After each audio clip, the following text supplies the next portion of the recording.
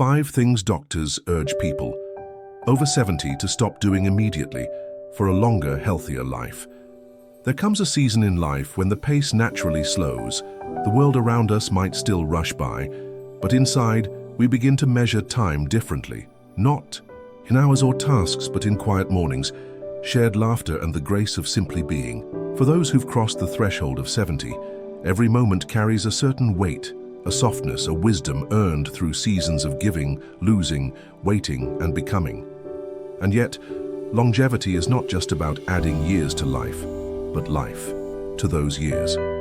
That's why doctors and geriatric experts have identified a few simple yet powerful habits that older adults should consider letting go of, not as a loss, but as a return to what truly matters. A letting go that is, in truth, a holding on to health, to clarity, to peace. These aren't harsh prescriptions or sudden changes.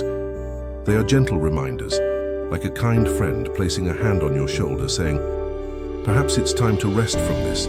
Perhaps you don't need to carry this anymore.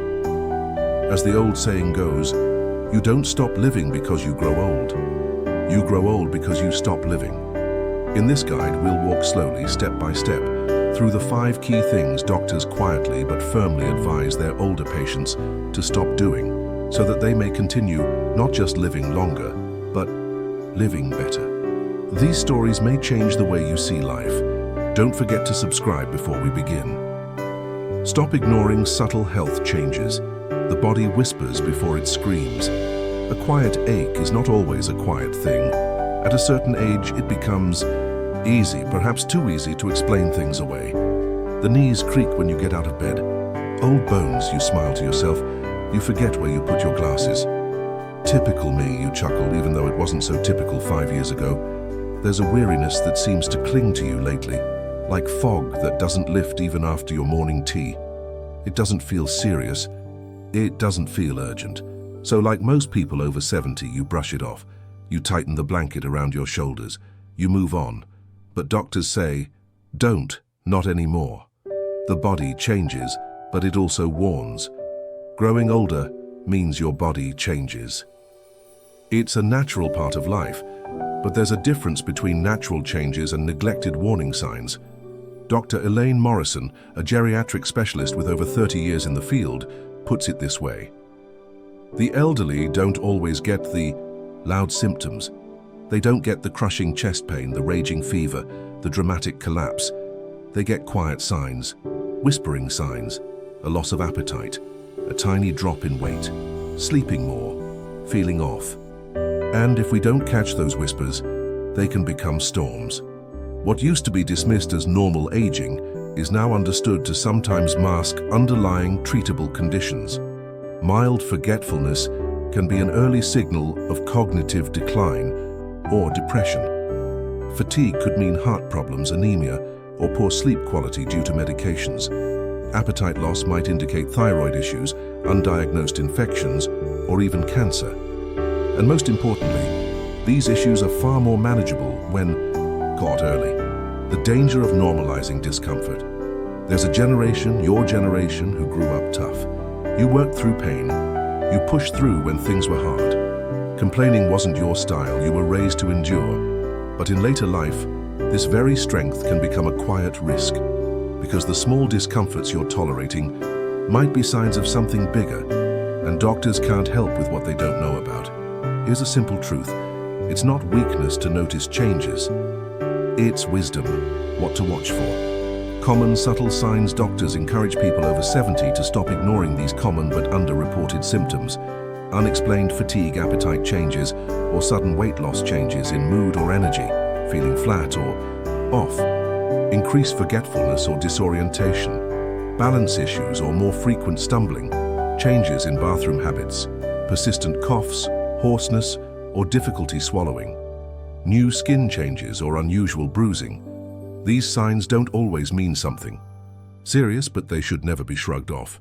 What to do instead? Tune in, not out. So what's the better path? It starts with a shift in mindset. Instead of brushing symptoms off as just aging, start treating your body like an old friend you're learning to listen to again. Here are 4 gentle steps doctors recommend. Keep a simple health journal. jotty. Down small things: appetite changes, sleep patterns, pain levels, energy. Over time, patterns emerge, and patterns matter. Build a relationship with one trusted doctor, not just for emergencies, for conversations, for preventative care. A familiar doctor can better detect changes.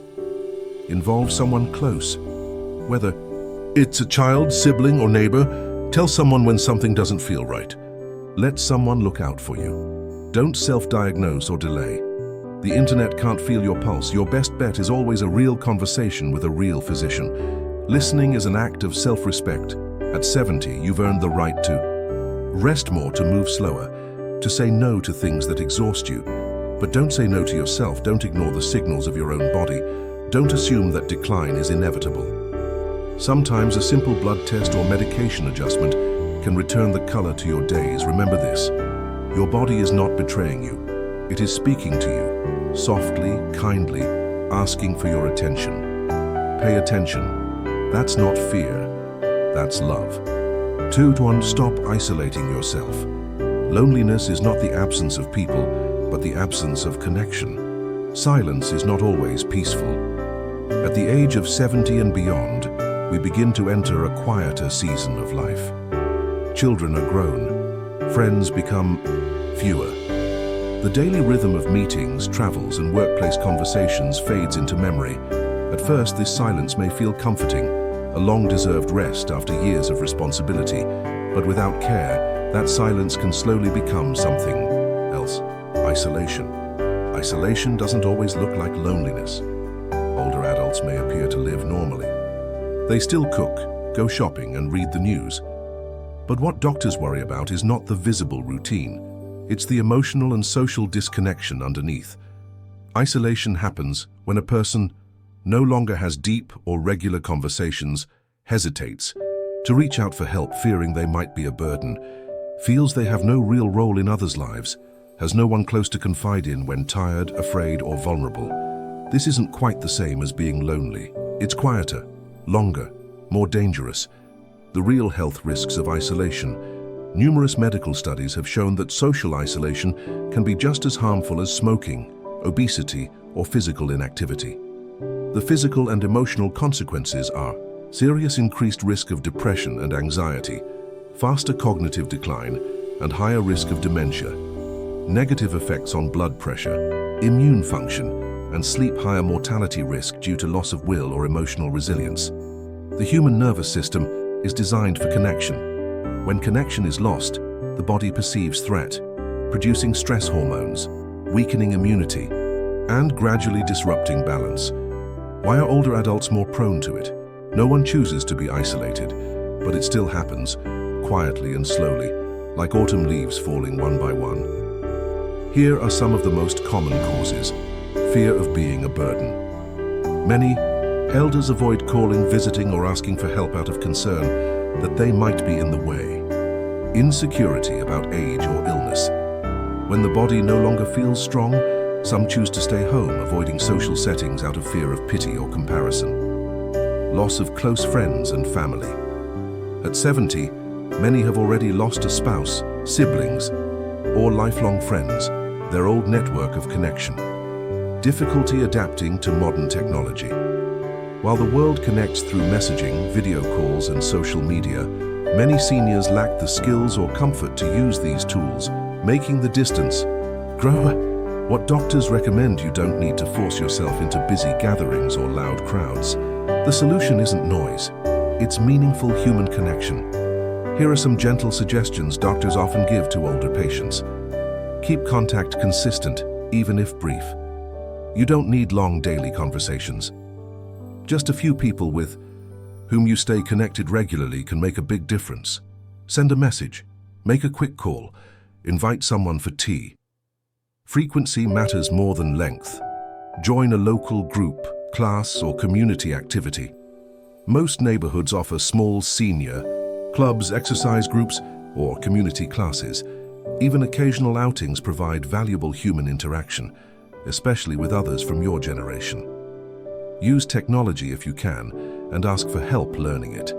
Smartphones may feel intimidating at first, but with some patient help, Many elders learn to use video calls, send pictures, or receive updates from grandchildren. Technology can bridge emotional distance if gently introduced. Reframe the idea of asking for help. Most children or relatives are not bothered by your calls, they just don't know when you need them. Reaching out is not weakness. It's giving people a chance to care for you, to stay close. Connection is not intrusion, it's invitation. Self-isolation is forgetting that you too deserve to be part of life. You've lived for others, raised children, worked hard, supported your family. Now you also deserve to be surrounded by warmth and human presence. Don't wait for others to notice. Don't wait until the sadness comes to reach out. Be proactive, like you once were in your younger days, because love and companionship are not just for the young. Connection is not a luxury of youth, it is the lifeline of aging. Dr. Helen Rowe, geriatric specialist, New York 3. Stop over-medicating without review. It's not just what you take, but what you no longer need to take, that can save your life. The medicine cabinet tells a quiet story. Open the drawer of almost any person over 70, and you'll likely find a small collection of pills, some for blood pressure, a few for sleep, others for pain, for the heart, maybe even digestion, memory, or mood. These pills often arrive one by one, year by year, each prescribed with care, each serving a purpose at some point. But what most people forget is this: bodies change, conditions change, and medications must change too. Why over-medication is a hidden danger. As we age, the body becomes more sensitive, especially the liver, kidneys, and nervous system. The same dose that was helpful at 55 can be harmful at 75. Over-medication doesn't always mean too many pills. It can also mean taking medications that are no longer necessary, using drugs that interact poorly with each other, continuing prescriptions without regular review, relying on medication when lifestyle changes could be safer. What can happen when medication goes unchecked? Doctors call it polypharmacy. When a patient takes 5 or more drugs regularly, it's extremely common in seniors and can lead to fatigue and drowsiness, falls and fractures, confusion, dizziness or memory issues, digestive problems, heart rhythm changes, weakened kidneys or liver. Some patients begin taking new medications to treat the side effects of old ones, starting a chain reaction that slowly burdens the body. What starts as help can, without review, become hidden harm. Why it often goes unnoticed. There are many reasons older adults continue taking medications that may no longer serve them. Habit. Once a pill becomes routine, it's easy to keep going without question. Trust. People assume if it was once prescribed, it must still be safe. Lack of review. In rushed appointments, doctors may not have time to reevaluate everything. Fear. Many believe stopping a pill is risky, even if the condition has improved. Multiple doctors. One specialist may not know what another has prescribed. Doctors recommend regular medication reviews. Most geriatric doctors now urge older patients to reevaluate their medications once or twice a year, especially when a new symptom appears: fatigue, dizziness, falls. A new doctor becomes involved, a hospital stay occurs. Condition has stabilized or improved. Medication that was helpful 10 years ago may now be too strong or no longer needed at all. Even over-the-counter supplements, herbal remedies, or vitamins should be included in these reviews. Many can interact with prescriptions in surprising ways. Simple steps to protect your health. If you are over 70 or caring for someone who is, here's how to begin. Keep an up-to-date medication list.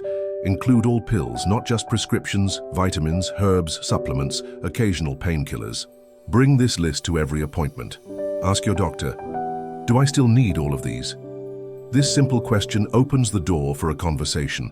Many physicians appreciate it and often discover something that can be adjusted or stopped.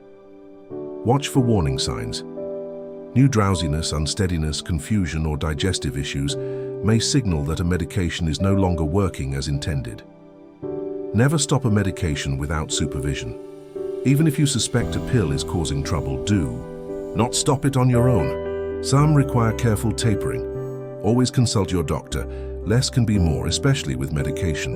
The goal of good medical care in later life is not to add more and more. It's to refine, to simplify, to focus only on what truly helps. Your body deserves clarity, not clutter. It deserves support, not strain. And most of all, it deserves care that changes with time, just like you have. Aging isn't just about adding years, it's about learning what to let go of. Dr. Samuel Kwan, geriatric pharmacologist, Toronto. 4. To stop ignoring physical movement. You don't stop moving because you grow old. You grow old because you stop moving. Anonymous movement is not just exercise, it's life. At 70 and beyond, we often hear this advice. Take it easy. Sit and rest. Don't strain yourself. And while rest is important, stillness, prolonged and passive, can quietly harm the very body it's trying to protect. Our bodies were never designed for long hours of sitting, lying down, or staying. Still, muscles weaken, bones thin, balance fades, and most of all, the mind loses energy. You don't need to run marathons. You don't even need to go to the gym, but you do need to move gently, regularly, and with intention. What happens when you stop moving? As doctors often say, motion is medicine, especially for older adults. Without it, a silent chain of decline begins. Muscle loss, sarcopenia, weakens strength and posture. Joint stiffness reduces flexibility and causes pain. Poor circulation affects heart health and increases clot risk. Balance problems increase fall risk, which can be devastating at this age. Mood drops as the body signals fatigue to the brain. Cognitive sharpness dulls. As blood flow to the brain decreases over time, even the most independent person may start needing help, not because of illness, but because the body slowly forgot how to carry itself. Why many older adults avoid movement? It's not just laziness, it's fear, uncertainty, and habit. Many seniors stop moving because they fear falling or getting hurt. They're unsure which exercises are safe. They've lost motivation or feel it's too late to start. They associate exercise only with youth or sports. They've developed pain, arthritis, or other chronic conditions. But here's the truth. The less you move, the more likely pain and fear will grow. Movement, when done gently and correctly, relieves pain. It restores confidence. It brings life back into the body. What? Doctors recommend. Medical experts today agree that some form of physical movement is essential for healthy aging, even in the presence of chronic conditions. The key is personalization and consistency, not intensity. Gentle daily activity is better than occasional hard effort. A 10-minute walk every day is more helpful than a 1-hour walk once a week. Think frequency over force. Combine 3 elements: strength, balance, and flexibility. Strength, light weights, resistance bands, or even body weight exercises. Balance, standing on one leg, heel-to-toe walking, or Tai Chi. Flexibility, stretching, yoga, or simple morning routines. Use movement to improve function, not just fitness. Can you get up from a chair without using your hands? Can you put on socks while standing? These are simple benchmarks doctors use to assess mobility and independence. Don't wait for energy. Create it through motion. Energy doesn't precede movement. Movement creates energy. Even light stretching can wake up circulation, mind, and mood. Small movements, big benefits. You don't have to exercise, just take the stairs instead of the elevator. Walk around the house every hour. Do gentle stretches before bed. Practice standing from a chair slowly. With control, join a local Tai Chi, yoga, or walking group. Many are designed for elders. Every little movement signals to your body. I am alive. I am still here. I am still growing. A still body creates a still spirit. In the end, movement isn't just for the body. It keeps the mind sharper, the heart lighter, and the soul more connected to the rhythm of life. So move, not to impress, not to compete, but to remain engaged with the world, to open the window, to water a plant, to stretch your arms with the morning light. The body is not asking for perfection, it's asking to be remembered. Stop holding on to emotional weight. You cannot heal by carrying what was meant to be released. The heaviest burdens are often invisible. By 70, the body has weathered its share of storms, But it is not always the physical pain that tires us the most. Sometimes it is what we carry inside. Old regrets, unresolved grief, unspoken resentment, or a lingering sadness we never fully named.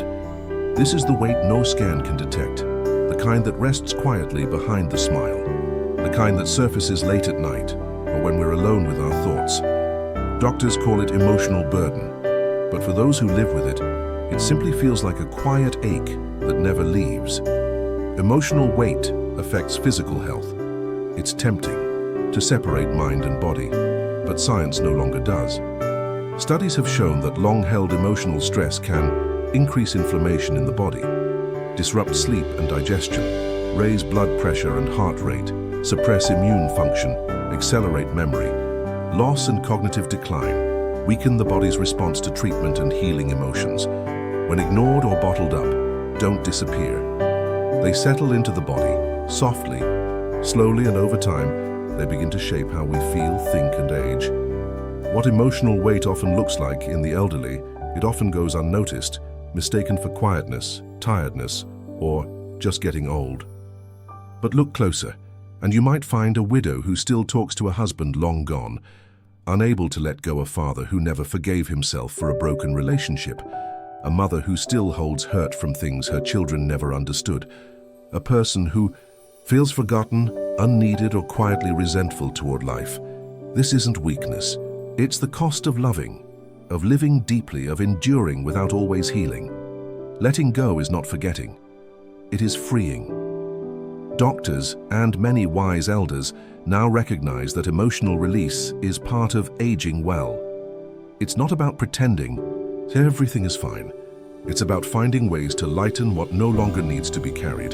That includes regret over the past guilt for what couldn't be done differently, resentment toward others or ourselves, fear about what's next, shame for needing help, slowing down, or being alone. These emotions are human, but they are not meant to be permanent homes.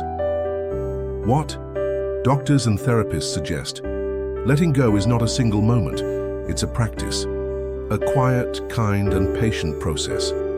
Here are some approaches that truly help. Talk about it, gently, honestly, and with someone you trust. Sometimes, speaking out loud softens what's been hard for years. This could be with a therapist, a spiritual guide, a friend, or even through writing. Practice forgiveness, especially toward yourself. You did what you could with what you knew. You don't need to carry old judgments into every tomorrow. Self-forgiveness is not forgetting. It is choosing peace over punishment. Allow yourself to grieve without shame. Whether it's the loss of people, strength, purpose, or time, grief is not weakness. Let the tears come. Let the silence hold you. Let your heart exhale. Release the need to be the strong one. Even if you've always been the one others leaned on, now is your time to rest, to be cared for, to be understood, to be vulnerable without apology. The heart ages best when it is light. You've carried so much, memories, responsibilities, losses, dreams, family, but you are allowed to put some things down now. Let go of what no longer serves your soul. Let in softness, kindness, forgiveness.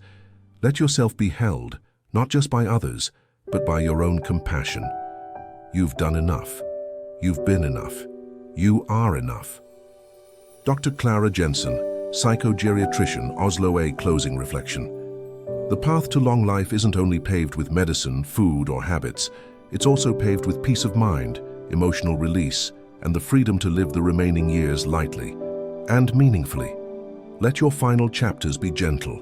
Let your days be filled not just with time, but with ease, clarity, and love. 5 things doctors urge people over 70 to stop doing to live longer and better. Aging gracefully is not about holding on to everything, but knowing what to let go of. The gentle art of letting go at a certain point in life, somewhere around 70, the rules of living well begin to shift. What once helped you thrive in your 40s may now wear you down. What used to be overlooked, like sleep, emotions, or stillness, suddenly holds the key to your strength. Doctors who work with the elderly every day see a quiet truth unfold. Living longer isn't always about doing more. It's often about doing Less, but doing it wisely. There are habits that served you once, but now quietly work against your health. There are routines that brought comfort, but now steal your strength. And there are emotions you've carried for decades that no longer belong to this season of your life. This is not about stopping life. It's about clearing the path so that life can move more freely, more lightly, more meaningfully. Below are 5 things doctors consistently recommend that people over 70 stop doing, not to limit your days, but to extend and enrich them. Stop skipping medical checkups. Health is not just the absence of illness. It is the quiet rhythm of things working well together. Many seniors avoid medical visits for reasons that are deeply human. I feel fine.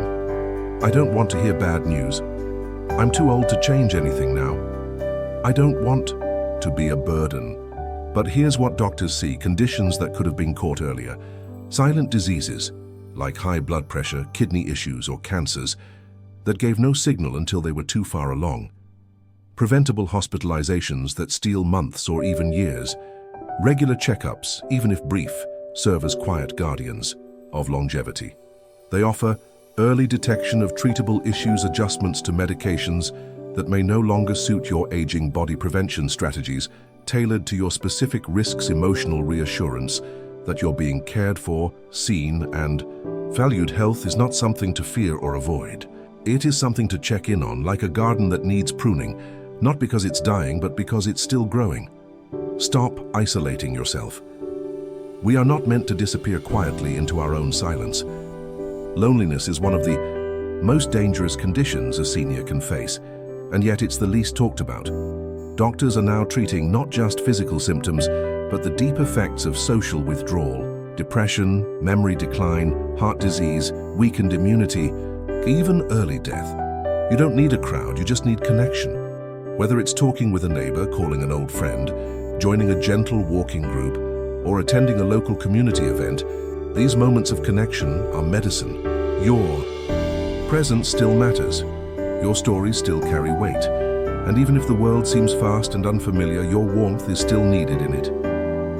Stop over-medicating without review. It's not just what you take, but what you no longer need to take that can save your life. Over-medication is one of the most common and overlooked threats in elderly care. Many over 70s take multiple prescriptions, often from different doctors and often unchanged for years. But the aging body processes medication differently. What helped at 60 may now harm at 75. Doctors urge seniors to review all medications regularly, especially after hospital stays or new diagnoses. Watch for signs of over-medication. Fatigue, confusion, dizziness, digestive issues. Ask doctors frankly, do I still need this? Include supplements and over-the-counter pills in every review.